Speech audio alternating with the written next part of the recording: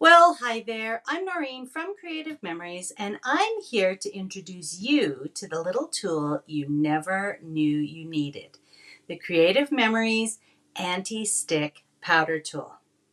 Now, this little gem actually contains a photo-safe powder that's going to effectively remove the sticky from your stickers. Now, why is that important? Well, this is a great solution for when you want to use dimensional adhesive like our foam squares or foam tape. And I love using it especially when I'm working with large stickers that sometimes stick to other things while I'm working with them.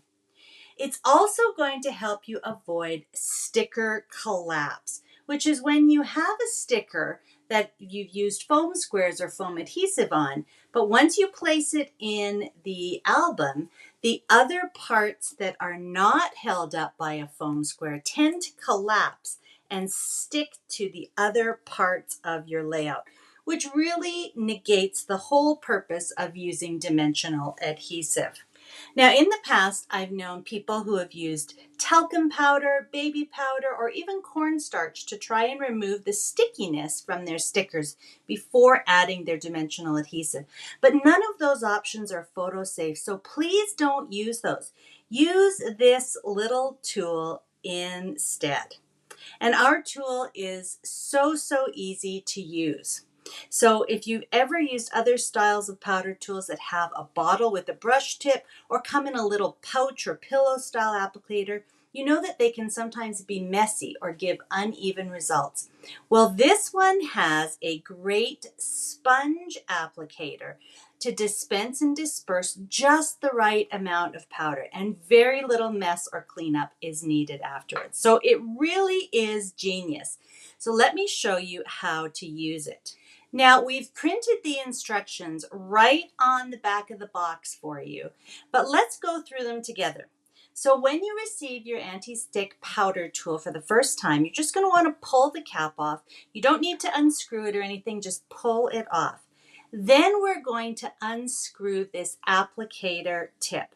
So just twist to unscrew it and set that down. You can actually see there's little tiny holes where the powder is going to come through the applicator tip and come out the sponge. Now we've got this little plastic disc right here. So you're going to take that out, and this really might be the messiest part of the whole operation. We're just going to set that aside. We're going to actually talk about that a little bit more later. I'll just leave it here where you can see it. So now you can see inside, you can see the powder just inside there.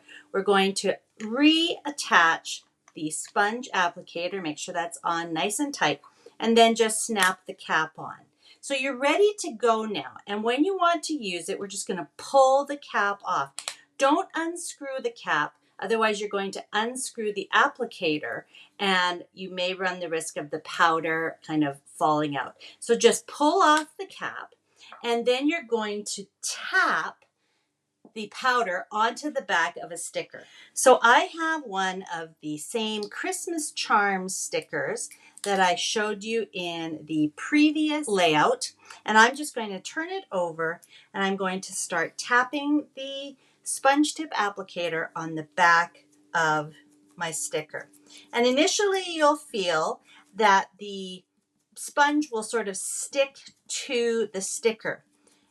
Once you get enough on there, it won't stick as much, and you're going to be able to, if not see that there's powder all over the back, you're going to be able to feel it. You're going to be able to run your finger over the sticky back, and it's not going to feel sticky anymore. So we've got enough on there, I think. I'll just give a little bit more since it's the first time I'm using this particular applicator.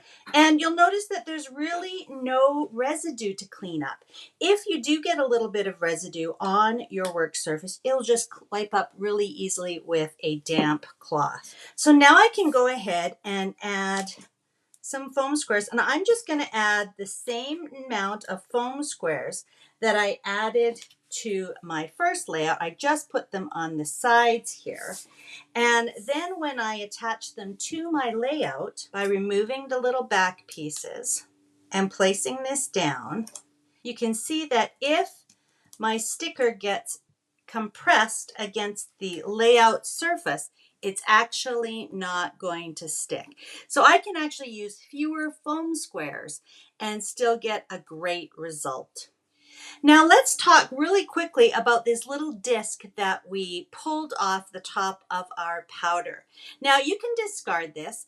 I have never had a problem with the powder leaking out of my powder tool, but I do store it standing up in a organizer caddy on my desk, so it's not getting tossed around a lot. But if you are the type of scrapbooker who tosses everything in your bag and is going to crops and retreats a lot, you may want to keep the little plastic disc and unscrew the top. You can see now that our powder is kind of raised up, and you may want to actually use that to keep your powder inside and really be assured that there's going to be no leakages or mess. If you're using it at home and you're keeping it in the same place, I don't think you're ever going to see any powder other than what's on the little plastic disc when you first take it out.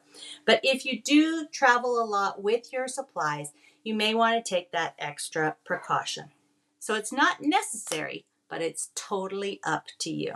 So there you have it, an easy, mess-free way for all of us foam square and foam tape lovers to take that sticky off our stickers. So we hope you enjoy the Creative Memories Anti-Stick Powder Tool.